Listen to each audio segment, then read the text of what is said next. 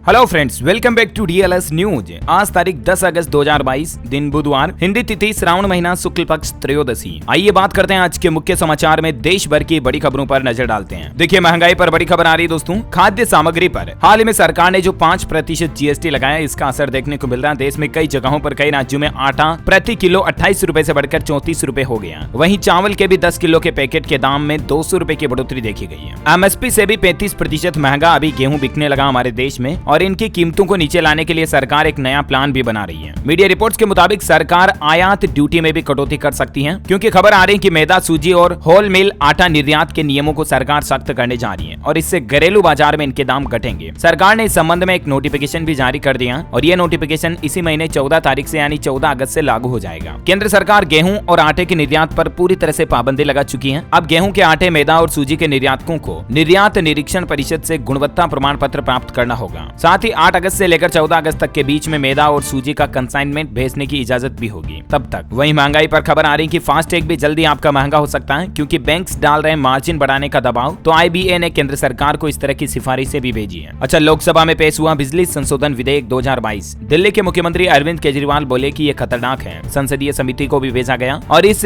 बिजली संशोधन विधेयक यानी कि इलेक्ट्रिसिटी अमेंडमेंट बिल 2022 का विरोध भी देखा जा रहा। कई राज्यों में संसद से लेकर सड़क तक हंगामा हुआ। अच्छा, वहीं दोस्तों बिहार की राजनीति में बड़ी उठापटक देखने को मिल रही है। बिहार में महागठबंधन की नई सरकार आज दोपहर 2 बजे बनेगी। शपथ ग्रहण होगा। तेजस्वी यादव डिप्टी सीएम यानी कि उप मुख्यमंत्री बनेंगे और बिहार के नए मुख्यमंत्री के रूप में वापस नीतीश कुमार शपथ ग्रहण करेंगे। दरअसल नीतीश कुमार की पार्टी जेडीयू और बीजेपी का गठबंधन टूट चुका है। तत्कालीन मुख्यमंत्री पद से नीतीश कुमार ने इस्तीफा भी दे दिया है और ऐसे में आज दोपहर 2 बजे बिहार के मुख्यमंत्री नीतीश कुमार फिर से शपथ लेंगे। इस शपथ ग्रहण कार्यक्रम से पहले नीतीश कुमार ने सोनिया गांधी और राहुल गांधी से टेलीफोन पर बातचीत भी की। तो इस तरह से अब एनडीए और जेडीयू अलग अलग हो चुकी है। अच्छा, वहीं देखिए, टाटा मोटर्स ने खरीदा फोर्ड इंडिया का सानंद प्लांट। इलेक्ट्रिक व्हीकल का प्रोडक्शन किया जाएगा यहाँ पर और जल्द ही आपको टाटा मोटर्स की तरफ से नई नई इलेक्ट्रिक कारें देखने को मिलेगी। वहीं खबर आ रही दोस्तों की मार्च 2024 तक हमारे देश के सभी टाउन में यानी कि सभी कस्बों में और गाँव में भी एयरटेल का 5G नेटवर्क 5G इंटरनेट पहुंच जाएगा। एयरटेल कंपनी के सीईओ ने पैक महंगे करने के भी संकेत दिए और इसी महीने एयरटेल की 5G सर्विस हमारे देश में लॉन्च भी हो जाएगी। 5G शुरू होने से जो कुछ प्रमुख फायदे होंगे, एक तो इंटरनेट कॉल में आवाज बिना रुके और साफ सुथरी आएगी। यूजर तेज स्पीड में इंटरनेट का इस्तेमाल कर पाएंगे और डाउनलोडिंग स्पीड आपको 100 गुना से भी ज्यादा तेज मिलेगी। अच्छा, वहीं देखिए, छत्तीसगढ़ की राज्यपाल अनसुईया उइके ने पीएम मोदी को राखी बांधी और उपहार भी दिए। वो दिल्ली पहुंची, जहां उन्होंने देश के प्रधानमंत्री नरेंद्र मोदी की कलाई पर राखी बांधी। अच्छा, सरकार इस तरह का नया प्लान बना रही है कि अब टेक कंपनियों की मनमानी नहीं चलेगी। सिर्फ 2 ही तरह के चार्जर यूज होंगे। अभी मतलब आपको पता होगा कई सारी अलग अलग कंपनियां जो है अलग अलग तरह के चार्जर सॉकेट देती हैं अपने मोबाइल फोन में। हालांकि आजकल तो ज्यादातर मोबाइल फोन में टाइप सी चार्जर ही आने लग गया है। वीवो, ओप्पो, Xiaomi, सैमसंग वगैरह सभी के जो लेटेस्ट मॉडल आते हैं उनमें टाइप सी चार्जर ही आता है, राइट। लेकिन एप्पल वगैरह के फोन्स में अभी चार्जर अलग आता है और भी कुछ ऐसे मोबाइल फोन्स हैं जो पुराने एंड्रॉइड मॉडल्स हैं उनमें चार्जर अलग आता है। तो अब सरकार ये प्लानिंग बना रही है कि एक ही तरह के चार्जर से एंड्रॉइड और एप्पल के स्मार्टफोन चार्ज होंगे और यहाँ तक कि आपके लैपटॉप में भी उसी तरह का चार्जर सॉकेट लगेगा। 2 तरह के चार्जर आएंगे और इन्हीं 2 चार्जर से अब सारी डिवाइस चार्ज हो सकेगी। आने वाले वक्त में आपको किसी भी इलेक्ट्रिक गैजेट्स में 2 ही तरह के चार्जिंग पोर्ट्स देखने को मिलेंगे। सरकार का ये कदम उठाने के पीछे एक मकसद ये भी है कि ई वेस्ट यानी कि जो ई कचरा है उस पर भी रोक लगाई जाए। इस मामले में उपभोक्ता मामलों के मंत्रालय ने इंडस्ट्री एसोसिएशन और सेक्टर स्पेसिफिक ऑर्गेनाइजेशन की एक बैठक भी बुलाई है। 17 अगस्त को ये बैठक होगी और उसमें सरकार इस पर कोई महत्वपूर्ण बड़ा फैसला ले सकती है। भविष्य में आपको 2 तरह के चार्जिंग पॉइंट मिलेंगे, जिसमें smartphone, laptop, tablet, earphone, earbuds वगैरह सभी, और साथ ही एंड्रॉइड और एप्पल मोबाइल फोन भी सेम चार्जर सॉकेट से ही चार्ज होंगे, है ना। अच्छा, अगली बड़ी खबर देखिए, 70 साल बाद देश में फिर से चीते देखेंगे। मध्य प्रदेश के कूनो में 8 चीते लाने की सरकार तैयारी कर रही है। दक्षिण अफ्रीका से इन चीतों को इंडिया लाया जाएगा। अब दक्षिणी अफ्रीका के राष्ट्रपति की मंजूरी का इंतजार है। इस तरह से मध्य प्रदेश में 70 साल बाद चीते वापस दिखाई देंगे। अच्छा, बैंकिंग न्यूज से बड़ी खबर देखिए, स्मॉल फाइनेंस बैंक ने बढ़ाई एफडी की ब्याज दरें।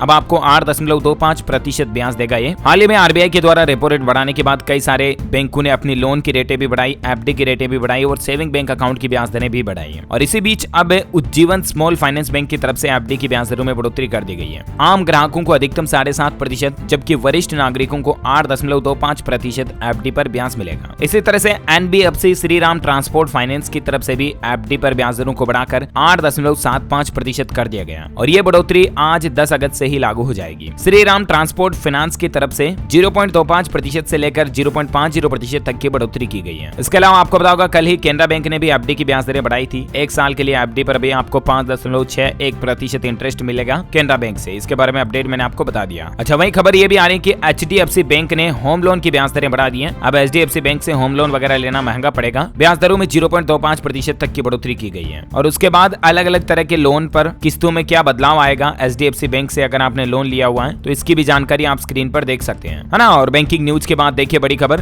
दिल्ली के मुख्यमंत्री अरविंद केजरीवाल सरकार का फरमान है कि अब बगैर पीयूसीसी वाले वाहन मालिकों के मोबाइल पर पहुंचेगा 10,000 रुपए का ई चालान। पीयूसीसी बोले तो पोल्यूशन अंडर कंट्रोल सर्टिफिकेट, ये पीयूसीसी की फुल फॉर्म है। इसका मतलब हिंदी में होता है कि वैध प्रदूषण नियंत्रण प्रमाण पत्र। जो वाहनों का पोल्यूशन सर्टिफिकेट होता है ना, वो अब आपको राजधानी दिल्ली में बनवाना जरूरी ही होगा। हालांकि सरकार ने इससे संबंधित आदेश कई समय पहले जारी कर दिया था, लेकिन उसके बावजूद भी कई सारे लाखों वाहन जो है अभी तक भी अपना पोल्यूशन सर्टिफिकेट नहीं बनाए हैं। तो इस पर दिल्ली सरकार का कहना है कि जिन लोगों ने पोल्यूशन सर्टिफिकेट नहीं बनाया है उनके मोबाइल पर 10,000 रुपए का ई चालान भेजा जाएगा। तो अगर आप भी दिल्ली में रहते हैं, गाड़ी चलाते हैं, कार वगैरह रखी हुई है, तो तुरंत आप अपनी कार का पोल्यूशन सर्टिफिकेट बनवा लें। इसके अलावा दिल्ली से एक और खबर आ रही है कि BS4 डीजल कार मालिकों के लिए बड़ी खबर देखिए। इस तारीख से राजधानी दिल्ली NCR में BS4 इंजन वाली डीजल कारों पर प्रतिबंध लग सकता है, एंट्री बंद हो सकती है। दरअसल दिल्ली कमीशन की नई नीतियों के मुताबिक अगर फेस्टिवल सीजन में एयर क्वालिटी का इंडेक्स 450 के स्तर से पार होता है तो उस समय BS4 इंजन वाली डीजल कारों पर प्रतिबंध लगा दिया जाएगा राजधानी दिल्ली में, है ना। वहीं ऑटोमोबाइल इंडस्ट्री से खबर आ रही है, MG मोटर्स कंपनी की तरफ से एक नए 2 सीटर कन्वर्टेबल कार का टीजर जारी किया गया। इसमें 800 किलोमीटर तक की रेंज मिल सकती है। देखने पर ये इलेक्ट्रिक रोडस्टर कार की तरह दिखती है और जल्द ही MG की नई EV मार्केट में आपको देखने मिलेगी। अच्छा, वही देखिए आजादी के अमृत महोत्सव के तहत मध्य प्रदेश में युवा मोर्चा की 4 पहिया तिरंगा यात्रा का आयोजन होगा। आज 95 किलोमीटर तक का सफर करके ये भाभरा पहुंचेंगे। मध्य प्रदेश में एक और अपडेट आ रहा है कि अब गाँव में रुक सकेंगे पर्यटक। होम स्टे बनाने के लिए ग्रामीणों को 2 लाख रुपए मिलेंगे। लोकल जायकों से लेकर मनोरंजन तक की सुविधा भी मिलेगी। 20,000 परिवारों को इससे रोजगार भी मिलेगा। दरअसल मध्य प्रदेश में जो मतलब पर्यटक जो कि बाहर से घूमने फिरने वाले लोग बाग आते हैं ना, उनके लिए अगर आप गांव में रहने का होम स्टे बनाते हो, जिस तरह से मतलब होटल्स वगैरह होती है ना, उस तरह से अगर आप घर में रहने के लिए जैसे पीजी होता है पेइंग गेस्ट का रूम, उस तरह से अगर आप टूरिस्ट के लिए रहने की ठहरने की व्यवस्था वाले रूम की अगर घर में व्यवस्था कर देते हो ना, तो मध्य प्रदेश सरकार इसके लिए ग्रामीणों को 2-2 लाख रुपए देगी। इस परियोजना के पहले चरण में पर्यटन स्थलों के आसपास वाले 100 गाँव में ये कार्य किया जा रहा है। 1000 घरों में होम स्टे बनाए जाएंगे ताकि मतलब अगर कुछ एरियाज में होटल्स वगैरह की व्यवस्था नहीं भी है तो भी टूरिस्ट पर्यटकों को कोई दिक्कत ना हो। उस होम स्टे में ये सुविधाएं अवेलेबल होगी और सरकार का मकसद है कि इससे तकरीबन 20,000 ग्रामीण परिवारों को रोजगार भी मिलेगा, है ना। और वहीं खेल समाचार पर देखिए बड़ी खबर, कॉमनवेल्थ गेम्स का महाकुंभ समाप्त हो चुका है, यानी कि कॉमनवेल्थ गेम्स खत्म हो चुके हैं। और देखिए कुछ स्टैटिस्टिक्स और डेटा जीके के हिसाब से इंपोर्टेंट है, ध्यान में रखिएगा। इन कॉमनवेल्थ गेम्स में भारत ने टोटल 61 मेडल जीते, जिनमें से 22 गोल्ड मेडल, 16 सिल्वर मेडल और 23 ब्रॉन्ज मेडल जीते हैं। ऐसे में दोस्तों भारतीय गौरव को दुनिया भर में रोशन करने वाले इन सभी खिलाड़ियों को मेनी कांग्रेट्स हमारी तरफ से भी। अच्छा, वहीं देखिए अगला अपडेट, कौन बनेगा करोड़पति सीजन 14 के कुछ नियमों में बदलाव किया गया। अमिताभ बच्चन की तरफ से इन नियमों में बदलाव किया गया। इस बार विनर्स को प्राइज मनी के साथ एक कार भी गिफ्ट में मिलेगी। साथ ही आस्क द एक्सपर्ट्स की लाइफलाइन को भी हटा दिया। शो के फॉर्मेट को भी बदला गया, है ना। और वहीं देखिए अगली बड़ी खबर, असम राज्य सरकार 10,000 करोड़ रुपए के निवेश से राज्य में 2000 मेगावाट क्षमता के सौर बिजली घर लगाएगी। असम के मुख्यमंत्री हेमंत विश्व शर्मा की तरफ से कल इस बात की बड़ी घोषणा की गई कि अगले 3 साल में राज्य सरकार 10,000 करोड़ रुपए के निवेश से करीब 2000 मेगावाट क्षमता के सौर बिजली संयंत्र लगाएगी। इससे राज्य में बिजली की कमी भी पूरी होगी, साथ में कई लोगों को रोजगार भी मिलेगा। बिजली की जब बात हो रही है दोस्तों, तो झारखंड सरकार भी एक नई योजना शुरू करने जा रही है, 100 यूनिट मुफ्त बिजली की योजना। 400 यूनिट से अधिक बिजली खपत पर अब आपको नहीं मिलेगी सब्सिडी। हर महीने न्यूनतम 2506 रुपए का आएगा बिल। दरअसल झारखंड की राज्य सरकार ने 100 यूनिट तक बिजली मुफ्त देने की घोषणा की है। वहीं 100 के बाद जैसे ही 101 से लेकर 400 यूनिट तक बिजली खपत करोगे आपको, तब तक तो सब्सिडी का लाभ मिलेगा। आपको जो बिजली बिल पर सब्सिडी मिलती है ना, उसका लाभ मिलेगा। लेकिन जैसे ही 400 यूनिट से अधिक बिजली खपत करने पर उपभोक्ताओं को कोई सब्सिडी भी नहीं मिलेगी। इस संबंध में बिजली विभाग द्वारा नोटिफिकेशन भी जारी कर दिया है और इस तरह से ग्रामीण और शहरी क्षेत्रों का अलग अलग बिजली का टेरिफ रेट्स क्या होगा अब झारखंड में, इसकी भी जानकारी आप इस चार्ट में देख सकते हैं, है ना। और झारखंड राज्य की बात हो रही तो कुछ और स्टेट के अपडेट्स बता देता हूँ। 160 किलोमीटर लंबा रिंग रोड 3 NH को जोड़ेगा। आउटर रिंग रोड के DPR के लिए 16 को कंसल्टेंट का चयन किया जाएगा। शहर और रिंग रोड से ट्रैफिक का दबाव कम होगा झारखंड रांची में। साथ ही झारखंड में सरकार ने स्कूली शिक्षा एवं साक्षरता विभाग की तरफ से निर्णय लिया है कि झारखंड राज्य में हर महीने के तीसरे शनिवार को बंद रहेंगे सरकारी स्कूल। बाकी सभी शनिवार को पूरा दिन स्कूल चलेगा, लेकिन किसी भी महीने का तीसरा शनिवार जो होगा उसमें अब झारखंड के सरकारी स्कूलों में छुट्टियां रहेगी। शिक्षक संघों के आग्रह पर स्कूली शिक्षा एवं साक्षरता विभाग की तरफ से ये निर्णय लिया गया और इस संबंध में अधिसूचना भी जारी कर दी है ना। और साथ ही देखिए उत्तर प्रदेश के मुख्यमंत्री योगी आदित्यनाथ सरकार का बड़ा ऐलान, अब इन लोगों लोगों के खाते में सीधे आएगी रकम। दरअसल उत्तर प्रदेश की योगी आदित्यनाथ सरकार ने डिजिटल यूपी के कदम को आगे बढ़ाते हुए जो आपदा प्रभावित परिवार हैं उनको दिए जाने वाले मुआवजे को सीधा उनके खाते में भेजने का फैसला किया। आपदा प्रभावित परिवार मतलब जैसे कि कई लोग जो बाढ़ वगैरह से ग्रसित हैं या कई लोग जिनके परिवार के मेंबर पर बिजली गिर गई, जान चली गई, अतिवृष्टि, भारी बारिश, किसान भाई लोगों का सूखा पड़ जाना, किसी भी तरह की आपदा में जो सरकार सहायता राशि देती है ना, वो सहायता राशि अब सीधे बैंक खातों में पहुंचाई जाएगी। इससे भ्रष्टाचार भी कम होगा और लोगों को सीधा सरकारी योजना का अच्छा फायदा भी मिल पाएगा, है ना। अच्छा भाई देखिए बड़ी खबर, नॉन वोवन प्लास्टिक बैग भी बैन होंगे। हिमाचल प्रदेश सरकार की तरफ से घोषणा की गई है कि नए साल से इनका इस्तेमाल नहीं किया जा सकेगा। इसको लेकर नोटिफिकेशन भी जारी हो चुका है, यानी कि 1 जनवरी 2023 से ही 60 GSM से अधिक मोटाई वाले जो बैग हैं वो भी हिमाचल प्रदेश राज्य में बैन लगा दिया जाएगा, उन पर भी प्रतिबंध लगा दिया जाएगा। सरकार ने 4 महीने का समय दिया, तब तक व्यापारी लोग इस तरह के बैग का स्टॉक है तो उसको स्टॉक आउट कर लें। 1 जनवरी 2023 से ही इस तरह के बैग के प्रयोग, भंडारण और बेचने पर नियमानुसार कार्रवाई की जाएगी। मतलब सिंगल यूज प्लास्टिक के बाद जो पॉलीथीन की प्लास्टिक वगैरह थी उस पर तो सरकार ने पहले बैन लगा दिया 1 जुलाई से ही, लेकिन उसके बाद अब इस तरह के बैग पर भी बैन लगने जा रहा है। अच्छा टेक्नोलॉजी से खबर आ रही है, व्हाट्सएप में अब आपको कुछ और एडवांस फीचर मिलने जा रहे हैं। एक तो मैसेज डिलीट करने के लिए अब आपको 2 दिन का समय मिलेगा। मतलब मैसेज भेजने के बाद अभी अपन कुछ ही घंटे तक डिलीट फॉर एवरीवन कर सकते हैं, राइट। लेकिन अब आपको कोई भी मैसेज भेजने के बाद 2 दिन तक ऑप्शन मिलेगा डिलीट फॉर एवरीवन का। इसके अलावा व्हाट्सएप में कुछ और आपको प्राइवेसी सिक्योरिटी फीचर्स भी मिलेंगे, जैसे कि गुपचुप तरीके से आप किसी भी ग्रुप को लेफ्ट कर पाएंगे, यानी कि व्हाट्सएप ग्रुप को एग्जिट कर पाएंगे आप और इसकी इंफॉर्मेशन एडमिन तक भी नहीं जाएगी। इसके अलावा व्हाट्सएप में जो व्यू वंस मैसेज का फीचर है ना, जिसमें अपन कोई इमेज वगैरह या कोई फाइल मल्टीमीडिया को व्यू वंस के लिए भेज सकते हैं, लेकिन इसमें एक दिक्कत आती है कि व्यू वंस के साथ में अगर अपन किसी को फोटो भेज रहे हैं और उसने स्क्रीनशॉट ले लिया तो ये डर भी अब आपके मन में नहीं रहेगा, क्योंकि व्यू वन मैसेज का कोई स्क्रीनशॉट भी नहीं ले पाएगा। इस तरह का प्राइवेसी सिक्योरिटी का फीचर भी आपको इसमें मिलेगा। साथ ही आप अपने स्टेटस वगैरह को भी छिपा पाएंगे, तो इस तरह के कई सारे प्राइवेसी अपडेट्स आपको व्हाट्सएप पर जल्द ही मिलने वाले हैं, है ना। और दोस्तों अभी तो कुछ और महत्वपूर्ण और काम की खबरें देखेंगे, लेकिन फिलहाल आज के मौसम समाचार पर नजर डाल लेते हैं। देखिए दोस्तों, हाई टाइड की चपेट में आया मुंबई का मरीन ड्राइव, बिहार में उफान पर गंडक नदी और कोसी नदी, छत्तीसगढ़ में नेशनल हाईवे भी डूबा, गुजरात राज्य में भी अलर्ट है। कई राज्यों में अभी बारिश जो तबाही मचा रही है। ये कुछ तस्वीरें आप देख सकते हैं। मध्य प्रदेश भोपाल में भी 6 घंटे की बारिश के बाद बारिश का कहर थमा हुआ देखा गया। 2.5 इंच पानी भर गया। कई जगहों पर देख सकते हैं आप, VIP रोड से पुराने शहर तक महा ट्रैफिक जाम हुआ, सड़कों पर पानी भर गया। पूरे बिहार में अभी भी मौसम विभाग की तरफ से बारिश का अलर्ट है। पटना समेत 19 जिलों में तेज हवा के साथ बारिश, तो बाकी जिलों में बारिश और बिजली गिरने की भी संभावना है। गंडक और कोसी नदी उफान पर चल रही, खतरे के निशान से भी ऊपर। छत्तीसगढ़ राज्य में भी बारिश का ऑरेंज अलर्ट है। दमतरी में बहा गया पेंट से भरा ट्रक। रायपुर, दुर्ग, बस्तर संभाग में बरसात जारी। राजनांदगांव अस्पताल में भी जलभराव देखा गया। वहीं मध्य प्रदेश में कल ही एक बड़ी दुर्घटना हो गई। उफनती नर्मदा नदी में बस गिर गई, कोई भी जिंदा नहीं बच पाया। मध्य प्रदेश के इंदौर के पास ही ये बड़ा हादसा हुआ। अब तक 12 लोगों के शव मिल चुके हैं। महाराष्ट्र, राजस्थान और मध्य प्रदेश के यात्री इसमें शामिल थे। ये बस सड़क के किनारे लगी रेलिंग को तोड़कर अंदर चली गई। मध्य प्रदेश के धार के खलघाट में सोमवार सुबह महाराष्ट्र रोडवेज की बस नर्मदा नदी में गिर गई। इस बस में 14-15 यात्री के सवार होने का दावा किया जा रहा है। अब तक 12 लोगों के शव मिले हैं। उड़ीसा राज्य में भी मूसलाधार बारिश की चेतावनी, मौसम विभाग ने अलर्ट जारी किया। 8 जिलों में ऑरेंज अलर्ट है। इसी बीच स्काईमेट वेदर की रिपोर्ट के मुताबिक संपूर्ण भारत का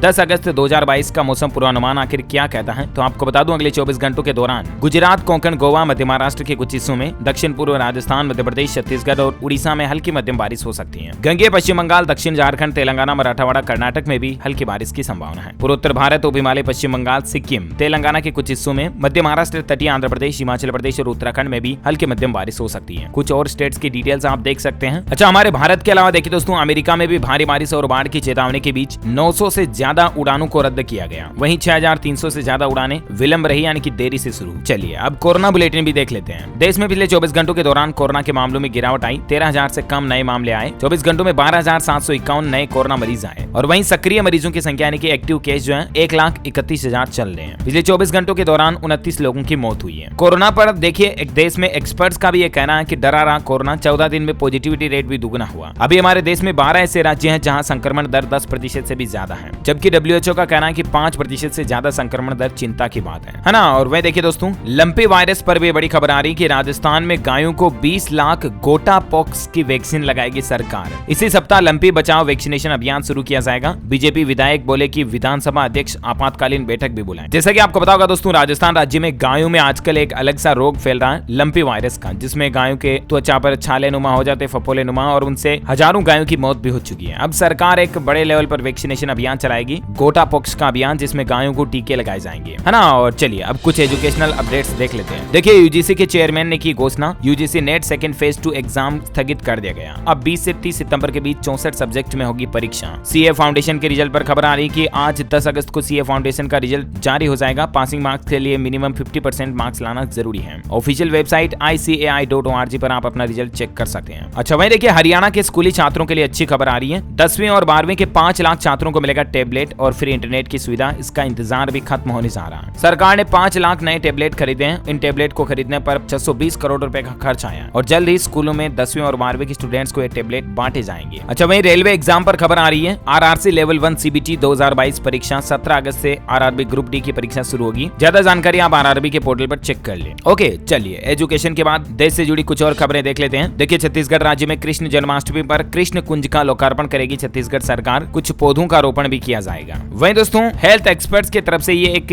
हेल्थ टिप्स निकल कर आ रहा है कि अगर आप भी पेट के बल सोते हैं तो सावधान हो जाइए, क्योंकि पेट के बल सोने से कई तरह की प्रॉब्लम हो सकती है, जैसे रीढ़ की हड्डी में दर्द, शरीर में अकड़न और चेहरे पर झुर्रियां भी आ सकती हैं। सोने का सही तरीका आपको जरूर जान लेना चाहिए। डॉक्टर सिद्धार्थ सिंह का कहना है कि पेट के बल सोना मेडिकली सही नहीं है, लेकिन कुछ कंडीशन में आप ऐसे लेट सकते हैं। पेट के बल सोने से खर्राटे और स्लिप एपनिया की समस्या में राहत मिलती है। अगर आपको खर्राटे वगैरह की ज्यादा समस्या तो आप थोड़ा बहुत समय ऐसे सो सकते हैं, लेकिन ज्यादा लंबा समय या पूरी रात ऐसे सोना सही नहीं है, क्योंकि आपको दर्द हो सकता है, जनजनाहट हो सकती है, सुन्न होने की शिकायतें भी आ सकती है। वहीं महिलाओं को प्रेगनेंसी के दौरान करवट ही सोना चाहिए, इससे आपको रिलैक्स मोड में नींद आती है। बेहतर सेहत रखने के लिए सोने की सही पोजीशन कौन सी है, आप ये कुछ तस्वीरों में भी आप देख सकते हैं, है ना। और वहीं देखिए अगली बड़ी खबर, फिर दिल्ली में शिखर सम्मेलन। पहली बार झारखंड की राजधानी में होगी G20 की बैठक। 20 देशों के प्रतिनिधि हिस्सा लेंगे। दरअसल दुनिया के विकासशील और विकसित देशों के संगठन G20 की बैठक पहली बार झारखंड रांची में होगी। इसकी तैयारियां भी शुरू कर दी गई हैं। देश में 1 दिसंबर 2022 से 30 नवंबर 2023 के बीच कुल 190 बैठकें होनी है। इसके बाद नई दिल्ली में G20 शिखर सम्मेलन होगा। साथ ही खबर आ रही है कि राजस्थान के इस जिले में धारा 144 लागू हुई। जुलूस प्रदर्शन भी नहीं होगा। दरअसल राजस्थान के जोधपुर में मंगलवार से जिला पूर्व एवं पश्चिम में धारा 144 को लागू कर दिए। इसको लेकर प्रशासन की तरफ से आदेश भी जारी कर दिए हैं। आगामी त्योहारों को देखते हुए ये फैसला लिया गया। रक्षाबंधन वगैरह और अभी कल मुहर्रम वगैरह का त्योहार भी था, तो इसको देखते हुए कमिश्नरेट ऑफ पुलिस की तरफ से धारा 144 लागू कर दी है राजस्थान जोधपुर में। अच्छा भाई देखिए दोस्तों, कल ही पंजाब पुलिस ने फिल्मी स्टाइल में नशा तस्करों को पकड़ा। तस्करों की कार को टक्कर मारी और पिस्टल लेकर पीछे दौड़े इंस्पेक्टर। 10 किलोमीटर पीछा करके पकड़ा। कार के टायर पर फिल्मी स्टाइल में गोली चला दी। ये कुछ तस्वीरें आप देख सकते हैं। श्रीलंका में बिजली की दर में 264% की बढ़ोतरी हुई। रेगुलेटर ने इजाजत दी, कहा कि घाटे की भरपाई करने के लिए ये बदलाव जरूरी है और श्रीलंका देश में 9 साल बाद बिजली के चार्ज बढ़ाए गए। अच्छा भाई देखिए, मध्य प्रदेश सरकार बेरोजगार युवाओं के लिए एक नई स्कीम लाई है। बेरोजगार युवा खुद अपना बिजनेस शुरू कर सकेंगे। शिवराज सरकार 8वीं पास को दे रही 50 लाख रुपए तक का लोन। अगर आप मध्य प्रदेश में हैं, बेरोजगार और खुद का कोई स्टार्टअप बिजनेस शुरू करना चाहते हैं, तो एमपी सरकार मध्य प्रदेश मुख्यमंत्री उद्यम क्रांति योजना के तहत राज्य के युवाओं को 50 लाख रुपए तक का लोन खुद का बिजनेस सेटअप करने के लिए दे रही है। अब 45 साल तक के व्यक्ति को भी इस योजना का लाभ मिलेगा। पहले इसमें एज लिमिट 40 साल ही थी, लेकिन सरकार ने नियमों में बदलाव किया और 45 साल कर दिए हैं। इसके लिए कुछ नियम और शर्तें हैं, किस तरह से आप 1 लाख रुपए से लेकर 25 लाख रुपए तक का लोन ले सकते हैं। 5 लाख, 25 लाख, 50 लाख रुपए तक का लोन आपको दिया जाएगा। इसके लिए क्या क्या डॉक्यूमेंट्स की जरूरत होगी, जिसकी भी जानकारी आप देख सकते हैं स्क्रीन पर। इस योजना में फॉर्म भरने के लिए आप samast.mp.online.gov.in पोर्टल पर जाकर के आप ऑनलाइन अप्लाई कर सकते हैं। यहाँ पर इस पोर्टल पर आपको एप्लीकेशन फॉर्म वगैरह मिल जाएंगे, है ना। और वहीं अगर आप अपना बिजनेस लगाना चाहते हैं तो इंडिया पोस्ट भी फ्रेंचाइजी दे रहा है। 5000 रुपए लगाकर आप भारतीय डाक विभाग की तरफ से फ्रेंचाइजी ले सकते हैं। भारतीय डाक ने शुरू की पोस्ट ऑफिस फ्रेंचाइजी के लिए एक नई योजना। 5000 रुपए की लागत आएगी आपको और इस लागत में आप अपना खुद का काम शुरू करके अच्छा पैसा कमा सकते हैं। इस फ्रेंचाइजी योजना के लिए योग्यता, आपकी उम्र 18 साल होनी चाहिए। आप एक भारतीय नागरिक होने चाहिए। आपके परिवार का कोई भी सदस्य इंडिया पोस्ट डिपार्टमेंट में नहीं होना चाहिए, ठीक है ना। ज्यादा इन्फॉर्मेशन आप इंडिया पोस्ट के ऑफिशियल पोर्टल पर चेक कर लें, है ना। और वहीं देखिए अगली बड़ी खबर आ रही है दोस्तों, टोयोटा कंपनी आपको एक नया वर्जन देगी कार का, जिसमें सेल्फ चार्जिंग टेक्नोलॉजी आएगी, यानी कि इलेक्ट्रिक कार होगी और वो चलती हुई चार्ज भी होती रहेगी। यानी कि फ्यूचर कारों में आपको जल्दी इस तरह की एडवांस टेक्नोलॉजी मिलेगी। अच्छा, इंडियन रेलवे से अच्छी खबर आ रही है। अयोध्या से चित्रकूट अब आसानी से पहुंच सकेंगे राम भक्त, क्योंकि जन रथ रेल सेवा शुरू होने जा रही है। इसका समय होगा रोजाना सुबह 9 बजे श्री राम अंतरराष्ट्रीय बस डिपो से ये चित्रकूट के लिए रवाना होगी। इसका किराया भी 570 रुपए प्रति व्यक्ति होगा। वहीं देखिए दोस्तों, रूस से जारी जंग के बीच अमेरिका ने किया बड़ा ऐलान। यूक्रेन को फिर भेजेगा $1 अरब